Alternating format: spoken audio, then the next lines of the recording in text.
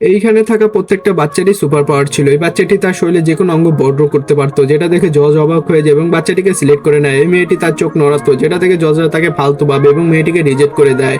এবং তারপর এই ছেলেটি অদৃশ্য হয়ে যেতে পারতো, যেটা দেখে তারা ভীষণ অবাক হয়ে যায় এবং এটা দেখে তারা ছেলেটিকেও রিজেক্ট করে নেয়।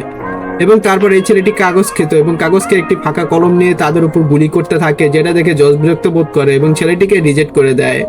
এবং তারপর এই মেয়েটির পালা আসে। মেয়েটি খুব সুন্দর গান গাইতে পারতো, যেটা দেখে জজ ভাবে এর তো কোনো পাওয়ারই নেই, কিন্তু তখনই মেয়েটি রেগে যায় এবং টেবিলটি ছুঁড়ে আকাশে ফেলে দেয়। এবং তারপর আসে এই মেয়েটির পালা। এই মেয়েটির মধ্যে ছিল অন্যরকম একটি সুপার পাওয়ার। মেয়েটি যে কোনো জিনিসই কন্ট্রোল করতে পারতো এবং সেটি দিয়ে আঘাত করতে পারতো, যার কারণে মেয়েটিকে রিজেক্ট করে দেওয়া হয়। এবং ওই ছেলেটির মধ্যে এরকম পাওয়ার ছিল, ছেলেটি ভীষণ বড় বাবল ফুলাতে পারতো তার নাক দিয়ে এবং সেই বাবলটি ফেটে যায় এবং সকলের মুখ নষ্ট করে ফেলে। এবং তারপর তার আগে তোমরা যারা এই ছবিটিকে ভালোবাসো তারা লাইক এন্ড সাবস্ক্রাইব করো। আর সেই সমস্ত বাচ্চাদের ট্রেনিং দেওয়ার জন্য একটি মাঠে নিয়ে আসে এবং তারপর তাদের সুপার পাওয়ার দিতে থাকে। নেক্সট পার্টের জন্য সাবস্ক্রাইব করো।